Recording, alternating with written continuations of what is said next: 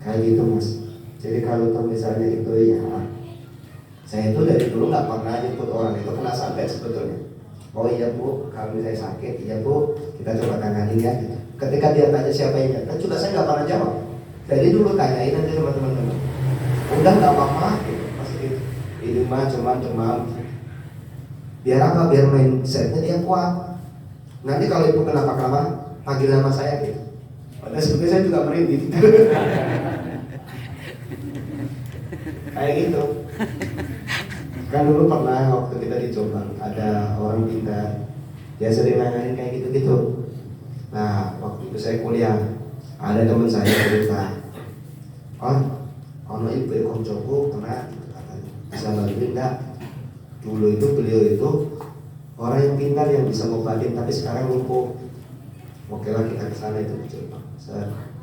Ya beneran nggak bisa jalan, jadi dia nunjukin, loh sama yang bisa masih ya insya Allah kok gitu. Jangan nunjukin semua amalan-amalan miliknya. Udah ini jangan dipakai dulu gitu. Saya coba terapi dulu, ibu pakai ini ya, gerakannya gini, sembuh. Jadi kan lucu, tubuh nanganin santet, kena santet. Nah kita kan ikut latihan dulu. Habis ikut latihan, apakah saya harus terus pakai ini gitu? Apa? Lihat ini, ya silakan, tapi asal tujuannya jelas ibu, jangan ada tujuan lain. Nah kalau ibu mau coba pakai ini caranya. Oh ya lebih enak ini mas, gitu katanya. Kayak wiridnya terus dipakai asal niatnya lillahi ta'ala. Tapi kalau ada kepentingan lain, bisa jadi faktor X yang nyusup. Kayak gitu.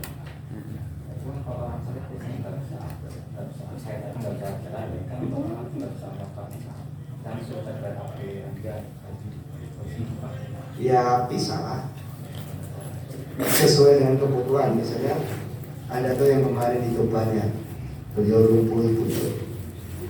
Nah habis itu kita coba kasih, udah ibu setiap hari nafas dulu, nanti waktu tarik nafas ambil peran positif dari alam. Nah, waktu buang kembalikan lagi ke alam sambil buang semua penyakit dalam tubuh ibu. Sembuh 3 hari. Tapi kan itu kasus-kasus unik, nggak semua disamaratakan, tergantung setiap individunya. Jadi sebetulnya kalau ingin tingkat penyembuhan itu nggak bisa distandarisasi. Misalnya gini, orang dulu ini kena santet bisa 3 hari sembuh, sekarang kok saya udah berbulan-bulan nggak sembuh. Yang mungkin bisa jadi mindsetnya mengeblok sendiri. Otaknya ya. Kayak gitu mas. Termasuk tumbal juga sama ya. Tumbal itu misalkan tumbal apa sucian dan sebagainya. Ini sama seperti tadi kan kata. Beda.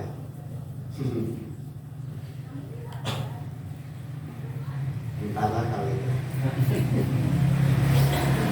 Biru orang-orang. Ya sebetulnya prinsipnya adalah menarik. Jadi melepas. Penyembuhannya beda. Oh penyembuhannya beda. Nggak bisa seperti itu. Biasanya kalau udah seperti itu ada ikatan di dalamnya. Ada ikatan tersendiri yang itu harus diputus. Ya istilahnya. Tumbal yang dari luar aparat di jalan di tumbalan ada jalan yang angker Nah seperti itu. Sini itu nggak bisa nyentuh manusia faktor X. Yang bisa cuma satu varietas. Kau varietas itu satu jenis. Yang bisa cuma satu jenis, nggak semua jenis itu bisa menampakkan diri. Faktor X itu yang bisa menampakkan diri cuma satu jenisnya, yang lain nggak bisa. Itu pun dengan momen tertentu. Nah sebetulnya ketika kita melihat itu sebetulnya bukan beliau yang melihatkan, kita aja yang waktu itu tanpa sadar mengakses. Ya, bukan menghadirkan. Sebetulnya beliau faktor X ini nggak cuma malam datangnya, setiap hari ada. Nah cuman kan posisi medan energi alam ini, dia akan bertransisi ketika matahari mulai tenggelam. Itu transisi kesadaran kita itu ada transisi. Makanya kalau orang dulu surup-surup ojo mentuleh gitu. Pernah kan ya dengar itu ya? Iya. Itu karena fase transisi kesadaran kita mulai mengadaptasi. Nah ketika ini proses inilah kadang kita itu melihat apa terus kesandung, lihat apa kesandung gitu. Itu bukan beliau yang menyandung, karena kita aja yang nggak fokus akhirnya kesandung. Atau kita di jalan itu beliau nggak mendorong, cuma ngagetin sebetulnya. Setanpa sadar dia jatuh gitu. Nggak mungkin dia suruh jatuh ini, enggak. Kayak gitu mas. Makanya kalau mau tahu, ayo ke dunia jin gitu.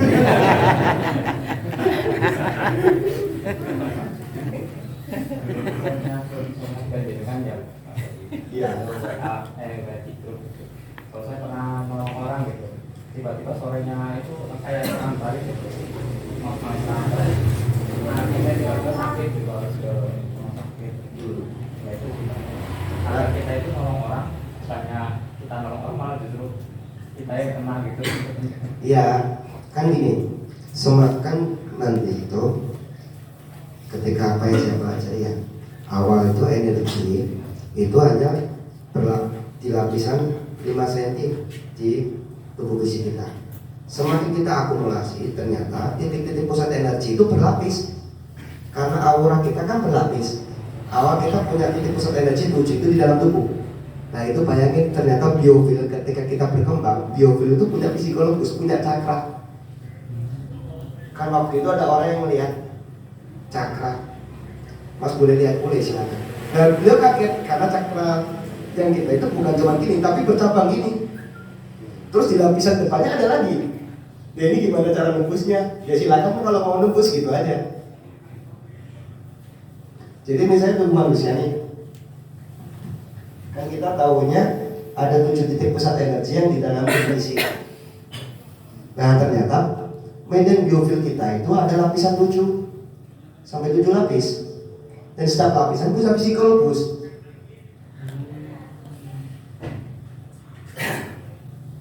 Nah yang nyeritainnya ya paham ya gitu ya pokoknya ya. Jadi kan tubuh fisik ada 7 lapis, terus di aura kita terluar level 1 itu ada 7 lapis juga, ada 7 titik pusat energi. Nah itu kalau kita sentuh, dia akan tertrigger, mulai muncul energi lagi. Lebih ke depan lagi maka akan semakin luas. Medan biofil kita yang awalnya cuma 5 cm bisa sampai berapa kilo. Nah itu kalau bisa dihitungkan dari tubuh keluarga saya pasti akan ya resonansi akan semakin luas. Dan energi kita cerdas mas. Misalnya nih ada orang yang saya kenal yang saya cintai keluarga saya. Ketika ada beban dari keluarga saya ada serangan, energi saya itu pasti backup, refleks. Ya kayak kita lah, misalnya kita mau pukul dari belakang langsung set gitu loh. Kayaknya tanpa sadar. Ya semakin sering dilatih dia akan meresponnya akan semakin cepat. Dia akan langsung membackup otomatis.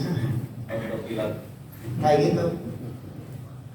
Itu kalau memang murni energi kita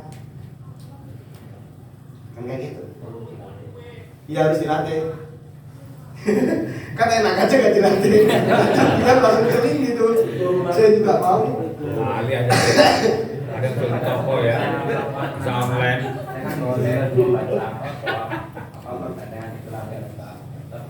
Ternyata masih cepat begitu ya.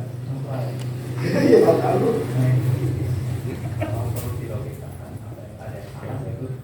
ya kan energi itu kan berlapis mas.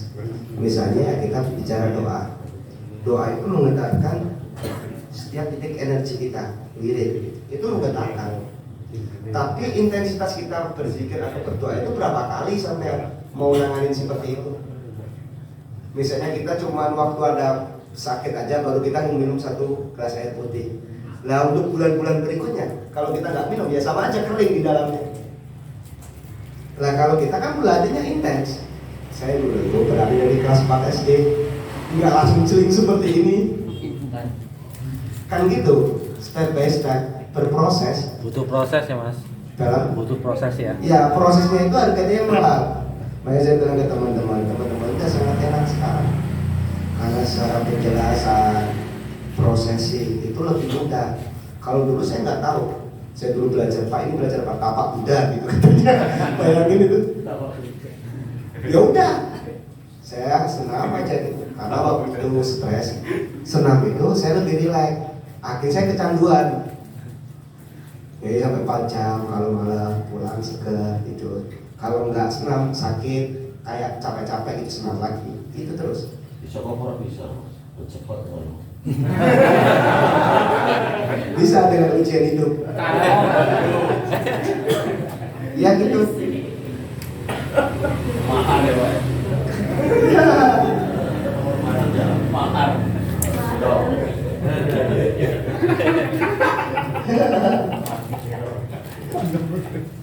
Ya karena kan kalau misalnya kita, makanya dulu waktu main di Jogja ya, ada orang yang kita Mas, saya itu ikut beberapa pelatihan.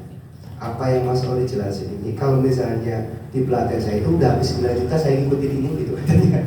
Tapi Mas Oli kok enak sekali beberin ini gitu katanya. Ya karena menurut saya seseorang itu bisa dia mengoptimalkan dirinya sendiri. Kalau Bapak diisi ya percuma. Datang diisi, transfer berapa, tanda tangan pulang. Nggak ada nilai bertumbuhnya. Ayo bakul belajar terus. Kan kayak gitu. Kan sayang.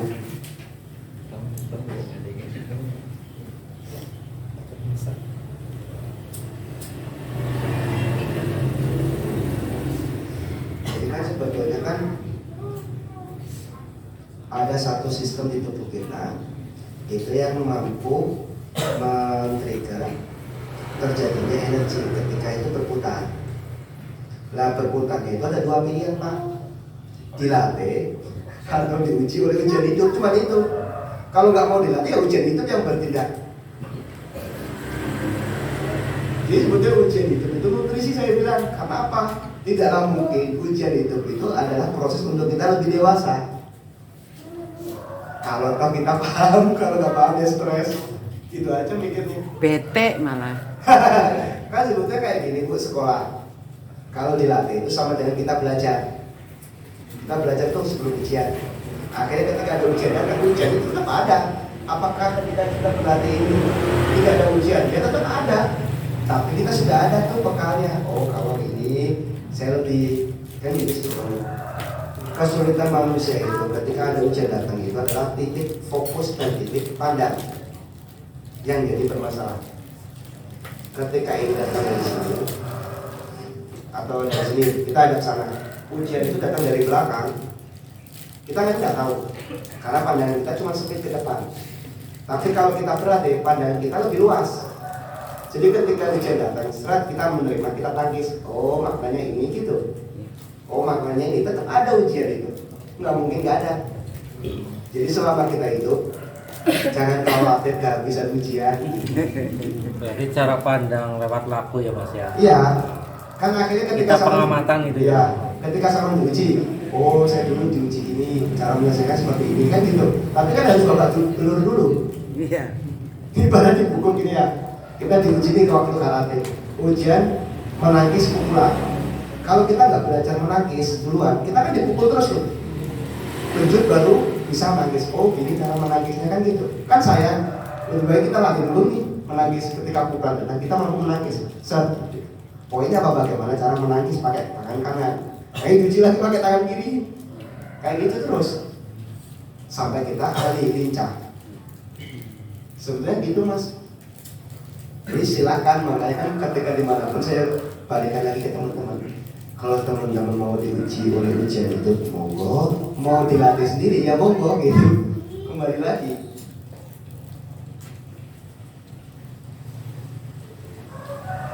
Terus pertanyaan masih ada apa? Pak. Apa tadi ya Mas? Potensi. Potensi diri.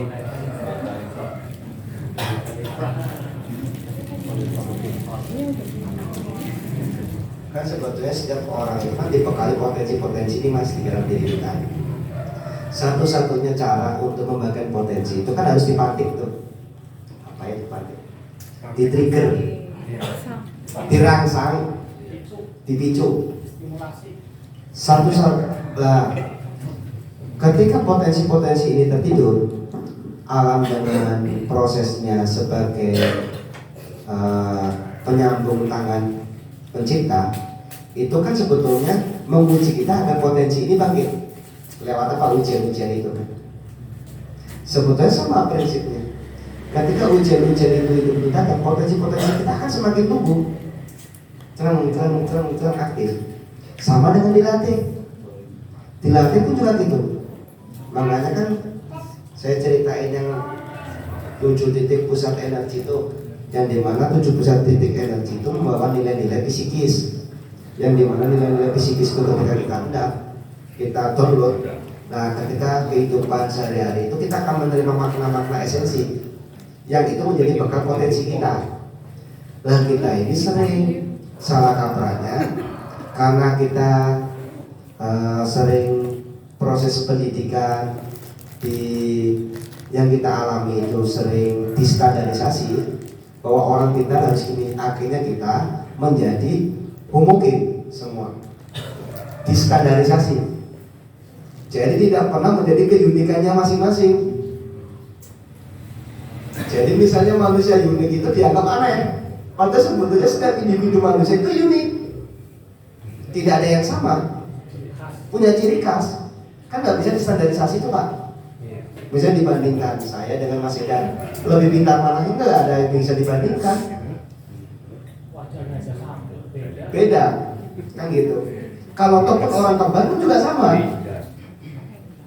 Jadi bagaimana memunculkan keunikan itu?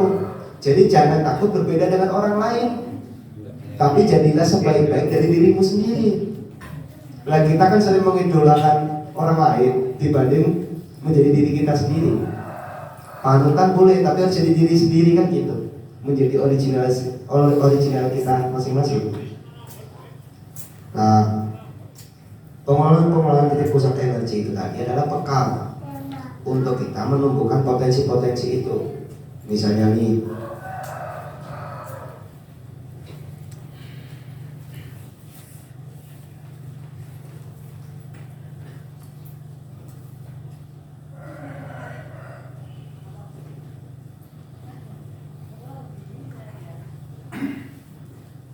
yang nggak kelihatan bisa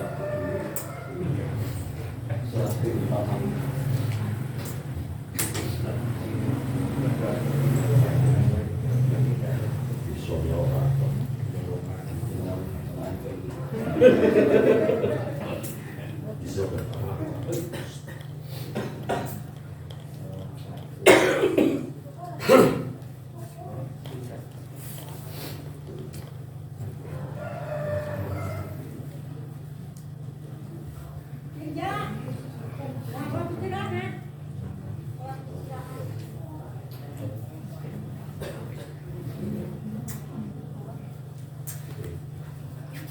nah, saya menyebutnya dalam psikologus. Kalau dulu sebutannya adalah cakra. Nah, ternyata cakra definisinya itu sekarang ini tidak mewakili apa yang guru saya waktu itu temukan. Ternyata ini harusnya namanya psikologus. Karena apa?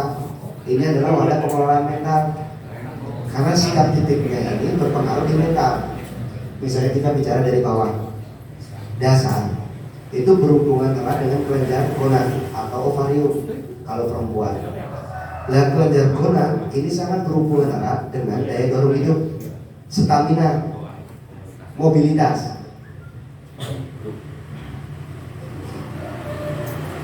Nah, secara alamiah sebetulnya kan kita itu sering menganggap bahwa cakra itu tidak aktif kan gitu. Mas, orang minta tolong aktifkan cakra saya kan gitu, jadi aneh. Kan sebetulnya cakra itu setiap orang itu aktif karena dia berhubungan erat dengan kelenjar hormon. Kadang harus bayar sekian untuk mengaktifkan cakra. Ya jangan dibicarakan kalau itu. Kayaknya pengalaman gitu. Kembali ke pasar tadi Pak. Nah, psikologus dasar itu sangat berhubungan dengan mental itu, daya dorong hidup, stabilitas, mobilitas. Makanya kenapa secara alamiah misalnya teman-teman kalau capek pasti membuka kaki. Secara alamiah agar apa hormonnya itu lebih lancar lagi. Jadi sebetulnya cakra setiap individu itu aktif, cuman belum optimal. Paham ya? ibarat kita punya satu benda, tapi benda itu tidak kita apa-apain. Kan itu bisa didesain tuh, semakin bagus, semakin bagus, semakin lebar, semakin lebar. Makanya sebetulnya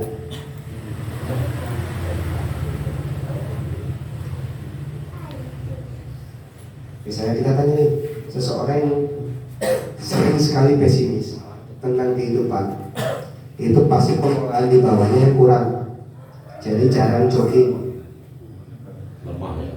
Ya akhirnya daya dorong hidupnya lemah. Karena kelenjar dari gonad atau ovariumnya dia tidak stabil. Akhirnya mengalirkan ke psikisnya menjadi tipis, pesimis. Lah makanya kan saya bilang motivator terbaik itu adalah dirimu sendiri, bukan orang lain.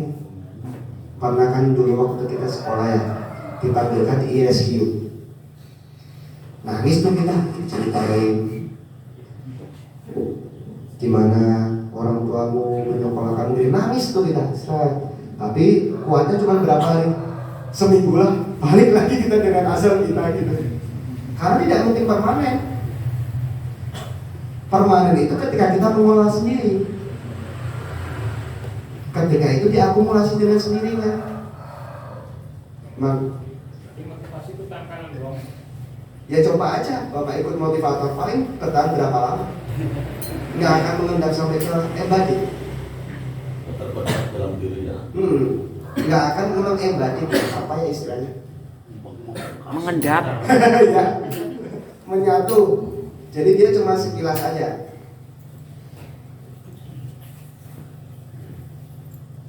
Makanya kan yang perlu awal adalah bagaimana daya dorong hidup ini mampu nanti mengakses ke atas. Nah, kalau di beberapa ajaran itu kan dibagi tiga nih, alam bawah, alam tengah, alam atas. Pernah dengar itu? Ya sebetulnya kan pengelolaan ini. Nah cuman kalau dibagi alam-alam itu kan merinding nanti kita. Mungkin kita pakai bahasa yang agak ilmiah lah. Nah sebetulnya ini kan akses untuk alam ke atas, benar itu. Nah tabian itu berhubungan dengan kelenjar hormon adrenal, namanya kalau di biologi. Nah ini berhubungan dengan hasrat. Hasrat tulisannya gimana? Ini ya. Iya. Asal murni. Fantasi. Kan berhubungan dua jari di bawah pusat. Makanya kan kalau orang berfantasi itu pasti dia akan pegang perut. Ya, ini gini ya, ini gini ya, itu pasti. Coba aja orang yang sering berfantasi. Makanya kan seharusnya fantasi ini harus berhubungan dengan ajna. Agar apa fantasinya bisa diwujudkan nantinya. Jadi bukan. Nah kebanyakan kita kan sebabnya kan di sini, di posisi ini. Nah ini dibagi lagi lah, pelan-pelan. Oke ya.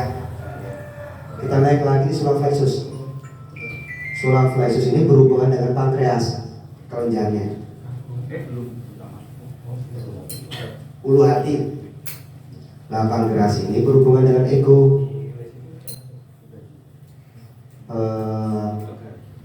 Rasa memiliki. Makanya kenapa ketika ego kita naik, yang sakit itu pasti ulu hati. Sakit. Iya. Kan ulu hati itu langsung nyesek gitu kan. Serem gitu. Naik ke atas pusing. Disebut diabetes kan gitu.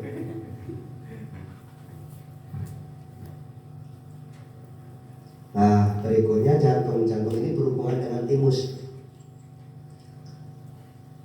Psikologi jantung, kelenjarnya adalah kelenjar timus namanya. Nah, kalau sifat mentalnya itu lebih keterbukaan, adaptasi, terus seni, responnya, atau seni.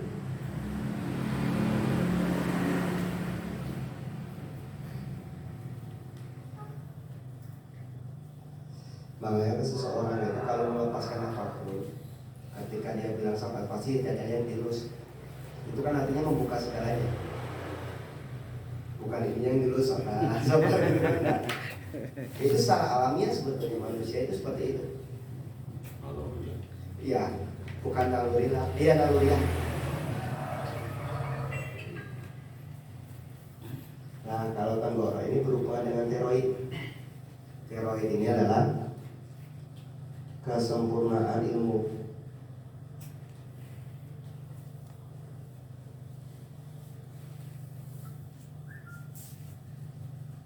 Cara pandang logika. Kayak gitu. Jadi makanya seseorang kalau mencari ide nggak mungkin Tanggoronya ditutup. Coba aja mikir ya, apa gitu, ngerjain soal, terus begini, nggak akan ketemu, pasti buka. Oh iya ya gitu. Coba aja. Kalau kita gitu terus nggak akan ketemu. Mantap. Kan kalau kepala kita pasti gini apa ya kemarin ya apa ya gitu. Seperti ada di atas gitu. Iya. Ngatur Oh ini logika, bukan kesempurnaan tapi keilmuan. Kecerdasan.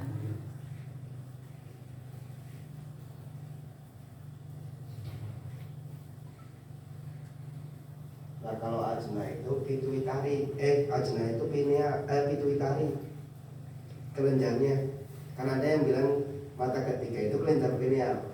Ya. Menurut kita yang kita pelajari itu pituitari, karena dia berhubungan dengan vision, otoritas. Makanya kalau orang menunjukkan otoritasnya pasti batuknya ke depan. Mau apa kamu gitu? Ya coba aja. Kamu gitu, mau apa kamu gitu? Jadi otoritasnya turun. Jadi nggak galak.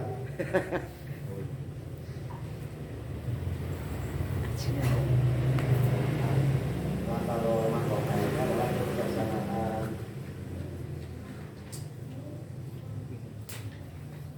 kesempurnaan ilmu.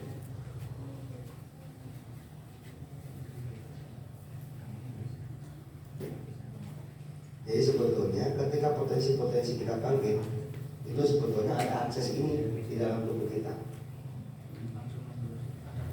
Ada peran tanpa kita sadari. Makanya orang-orang dulu yang biasa ada ininya dulu di tempat terus kan dia kosong, mute, melepengi, itu kan sebetulnya tanpa sadar, tanpa beliau sadar itu adalah ekspresi tubuhnya agar memunculkan energi dalam tubuh.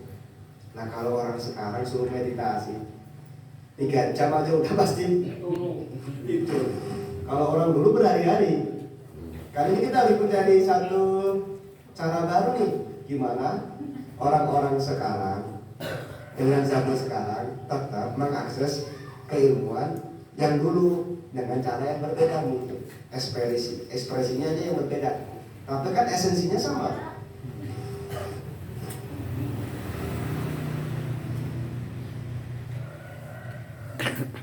Kayak gitu.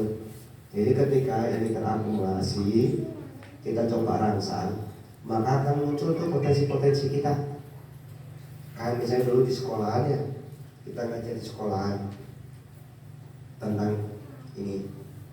Guru pun sebetulnya awal bingung, mana mungkin gerakan bisa berpengaruh terhadap kecerdasan manusia gitu. Akhirnya kita minta 10 orang yang paling hiperaktif, yang memiliki catatan di BK yang terlalu aktif. Nah coba tuh, awalnya memang sulit, lama-lama mereka yang menjadi promotor bagi teman-temannya. Malah ada yang di 10 orang diambil dari hiperaktif itu, peningkatan waktu nilai akademiknya itu naik, menggeser yang lain. Nah itu makanya dipakai. Kan kebingungan sekarang itu kan gini, guru-guru di sekolah, mau kita marahin nanti dituntut orang tuanya, mau kita pukul orang tuanya marah kan gitu. Nggak seperti dulu di zaman-zaman bapak-bapak kan.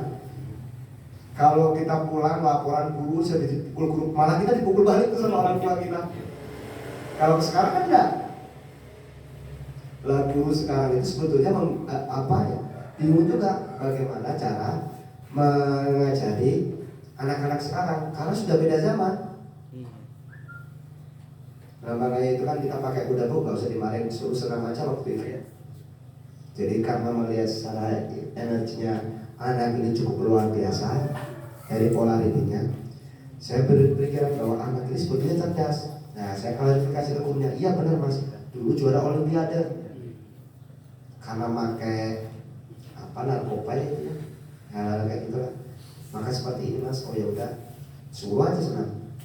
Jarak belum ada sebulan ya, yang awalnya bajunya keluar kalau datang ke sekolah, itu mulai rapi anaknya. Nah itu perubahan dari dirinya sendiri. Jadi dia sudah mulai ada internalisasi.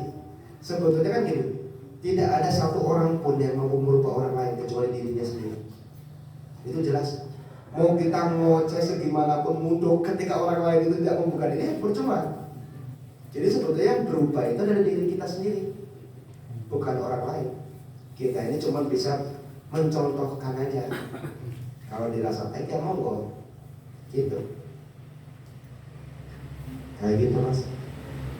Jadi ketika kita mengelola ini, insya Allah potensi-potensi kita akan muncul dengan sendirinya.